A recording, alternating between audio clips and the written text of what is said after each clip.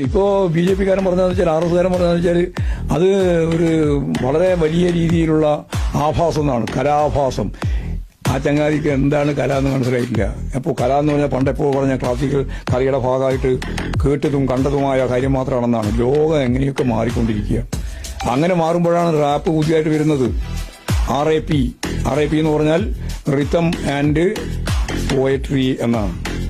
എന്ന് പറഞ്ഞാൽ നിങ്ങൾ യേശുദാസിന്റെ പഴയ പാട്ടല്ല, അല്ലേ? നമ്മുടെ ചിത്രേന്റെ ഇപ്പൊ പാടുന്ന പാട്ടല്ല, പുതിയ രീതിയിലുള്ള പാട്ടാണ്. ഞാൻ ആസ്വദിക്കുന്നതാണ്. എന്താ ആസ്വദിക്കാതിരിക്കേണ്ട കാര്യം?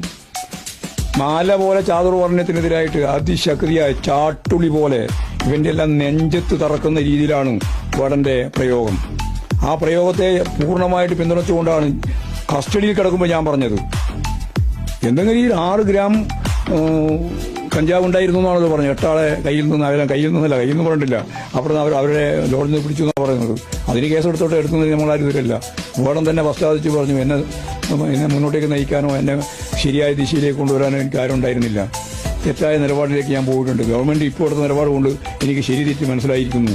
ഞാൻ ആ തെറ്റ് ആവർത്തിക്കില്ല എന്ന് പരസ്യമായിട്ട് പറഞ്ഞതിന് ശേഷം കൃത്യമായിട്ട് ഞങ്ങൾ നിലപാട് സ്വീകരിച്ച് പറഞ്ഞു, ഈ പറയുന്ന റാപ്പ് മ്യൂസിക്കിന്റെ ഭാഗമായിട്ടുള്ള വേടനെ ഒരു തരത്തിലും വേട്ടയാടാൻ അനുവദിക്കില്ല.